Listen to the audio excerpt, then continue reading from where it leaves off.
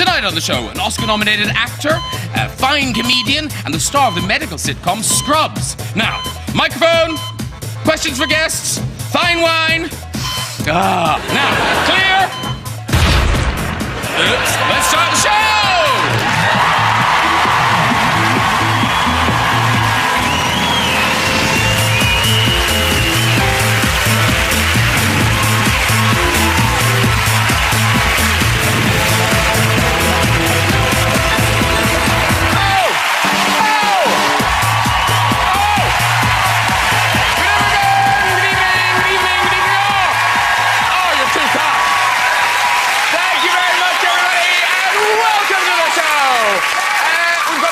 For you tonight, Oscar-nominated thespian Kenneth Branagh is here. There's posh. Actor, director, and star of Scrubs, Braff is joining us. Yeah. Comedian Frank Skinner is here. And we've got music from the brilliant Taio Cruz.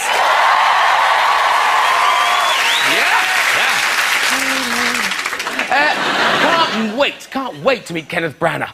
He shot to fame as the director and star of the film Henry V. Think that's him just about to sit down for Christmas lunch. Kenneth portrayed him as a tough, gritty warrior. Here's the actual Henry V. No oil painting. Mind you, here's Henry VIII. And, of course, the most famous of all the Henrys, Henry the Hoover. Also directed and starred in Mary Shelley's Frankenstein. Yes. Now, in the film, Frankenstein creates a creature with a misshapen body and 2 left feet. I think this is it. Yeah.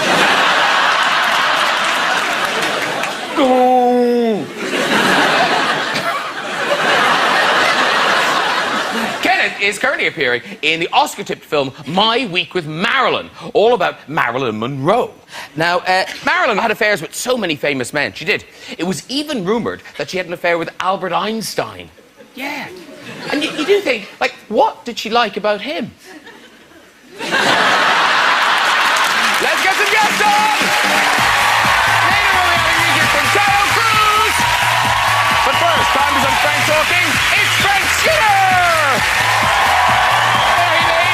Hello, sir. I'll come take you down there. How are you? Come round, dude. Sit down, Frank Skinner. He scrubs up well. It's Braff!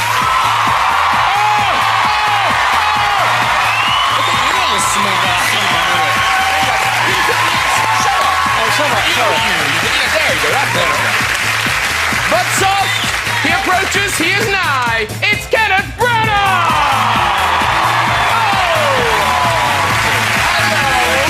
Thank you so much for doing Good luck to us.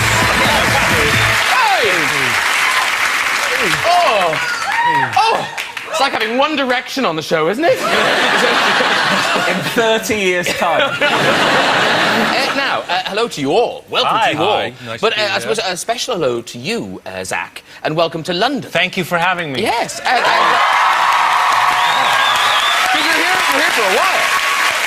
I've moved here. I moved here. I'm doing a play in the West End at the Duke of York's, and I'll be here till end of April. So I'm a London. I like to think of myself as a Londoner. And are we treating you well? Are you settling in? Oh yeah, I'm getting used to all the little changes. Not tipping people. I tipped a cab driver, I guess, too much the other day, and he said, "Why are you wasting your money?" Really? Yeah. That was a rare cab driver. I wouldn't go on television saying you don't tip cabbies. Okay. You'll be in the West End for a long time. And Kenneth Branagh, you've just come from the London Critics Circle Film Awards. I have. Did you win? Yes, I did. Yay! Thank you very much. Thank you. What do you get? Thank you. It was a very splendid glass platter mounted on another glass thing that is both beautiful and a wonderful blunt object if someone tried to break into the house. So I have 2 things in one. But it was a thrill. It doesn't, you know, it's a thrill to be nominated. It was a thrill to win. But you're on a bit of a roll now, aren't you? Because you're nominated for the BAFTA as well. Yes. And of course, all of this is from My Week with Marilyn. That's You're correct. Best Supporting Actor. And I'm sorry, I saw you with the Globes. But, I was on a very... I shouldn't have mentioned it. I was on a very lucky, unbelievable table. I'm sitting opposite Madonna. Over here is Meryl Streep, and over here is Michelle Williams. They all win. It was like the... And I was the albatross on the table. Not a good place to be, but it was very, very nice to watch. Well, listen, good luck and all the rest, and I hope you get nominated for the Oscar as well. Thank you very much. Fingers crossed. And Frank's getting down there. You're currently now the new host of Room 101, yes. which is like the opposite of an award show. Currently, what have you heard? Rumours are flying around the building. Oh, no. No, you're the third host, aren't you? Yes. Yeah. But it's kind of the opposite of an award show. Do you guys know this show? Room Yes, very much so. I don't, but I've heard that it's quite popular. Yeah. Yeah. I'll certainly put a stop to that. I think you'll be fine. Thanks, Zach. I'm warming to you. Because you were on it once. Yeah, I was. What did you put in? What did you put in? In the original, I put in Action Man. I put in. What was wrong with him? Well, I wasn't against Action Man per se, but I come from a very poor family, and we couldn't really afford the outfit. So my mother used to make. And she knitted him, I remember, a matching trousers and cardigan. And it was in quite a heavy stitch with buttons on, which obviously proportionally were like this. And he looked like a sort of off-duty male nurse. And I played with my friends who they had things like Action Man, Nazi Stormtrooper, and it made me unhappy as a child. Yeah. Do either of you have pet hates you'd put in? Predictive text. Probably, just because it never worked. I mean, you know, just the time, how many times you spent just trying to get... I'm useless at it anyway, but the idea of predicting words that I've never heard of as the ones I really want just drives me mad. So it means everything is done. It takes me 3 times or 4 times as long to do the thing that's supposed to save you time. And sometimes you don't notice. One slips through. Crikey. Oh, have you had any disasters in that way? Where... Well, I've discovered that coal and anal and cock are all the same. So you have to be very careful. They really do. They all have their uses. Yeah. I'm already learning you can say a couple more words on a British talk show than you can on American talk show. Do you have a pet hate? Cock and anal. I'm kidding.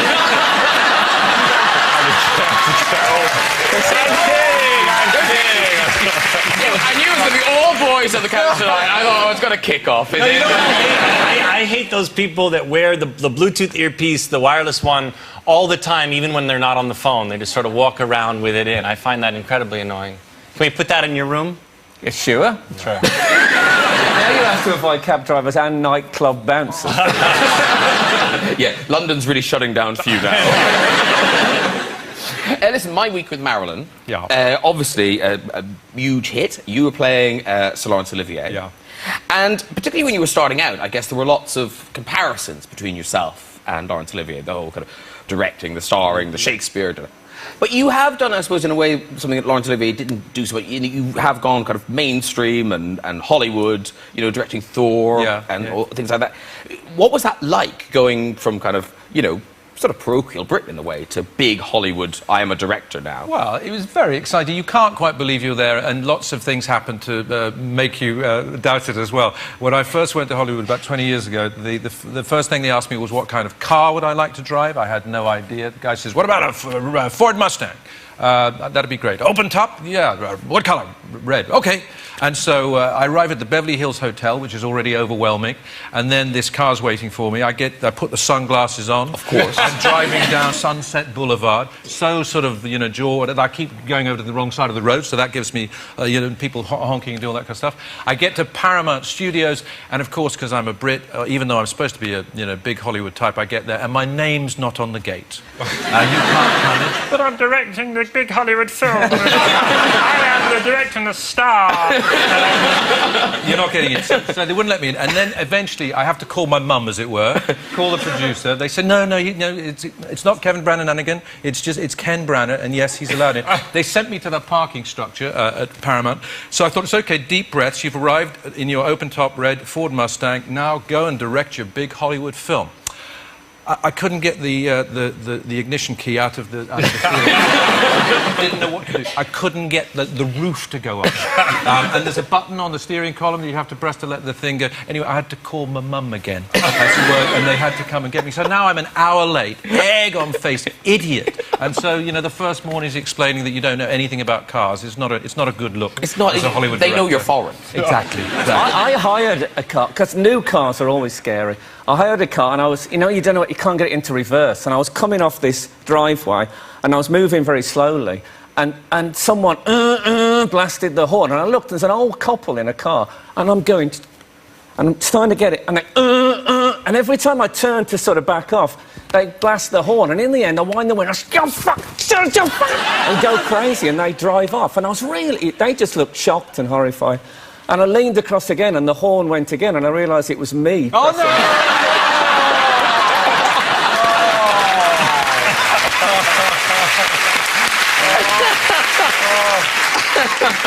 Because Zach, when you kind of made it big with Scrubs and sort of proper cash was coming in, Right. you went a bit car crazy too, didn't you? Well, I was the kid with the car pictures on my wall. I always loved cars, and so the first thing I did when I had made a little cash was get a beautiful Porsche that I had always dreamed of. And the car was brand new, and my friend, Donald Faison, who played Turk on the show Scrubs, thought it would be funny to play a practical joke on me. And there's a show called Punk'd. Do you have Punk'd here? We did. Yeah. Well, they got me really horribly bad. It's the thing's like 3 days off the lot, and I was going to a liquor store with him. It was all set up, hidden cameras. I didn't know, obviously. And some teenagers asked us to buy them booze, because you know you can't drink till you're 21 in the States. And I was like, no, we're not going to buy you booze. I'm not going to be responsible for you guys getting hammered. And when we came out of the liquor store, the brand new car appeared, from my perspective, to be completely covered with graffiti, and the kids were just finishing doing it. Wow. Like ruined. Wow. And the whole thing had been choreographed with the hidden cameras and such that I wouldn't be able to catch the little... But I caught him. I started just pummeling.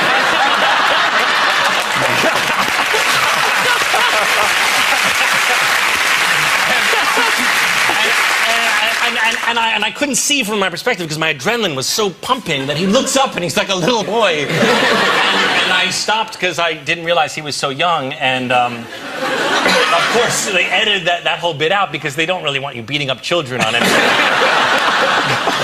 no, they got me really bad. Really bad.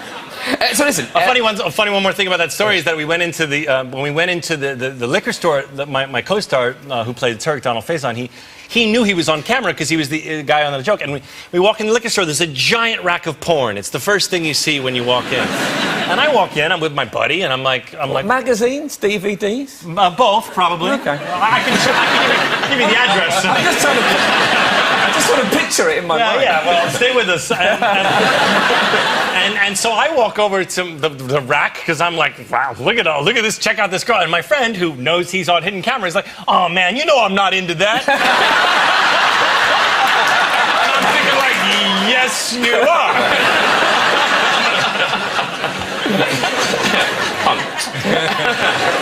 So listen, My Week Marilyn, as I say, you play Laurence Olivier and you're making this film. He was the Prince of the Showgirl. Yeah.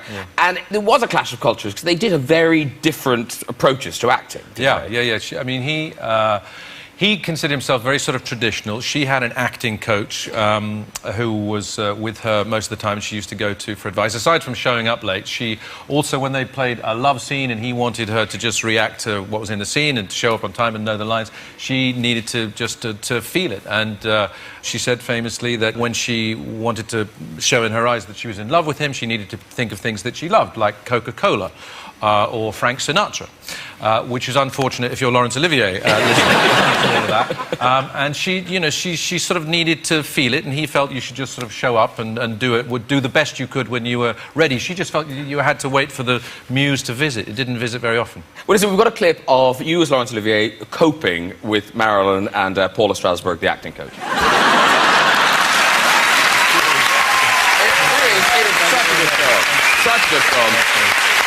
I've seen that film. It is so funny. That actors who are at the end of their tether is like always the funniest thing. I did a play with an actor who used to get very mad about people coughing in the audience. And I'd be in the wings, I was very new, and I'd stand, and he'd come past and go, "Why don't you cough yourselves to death?"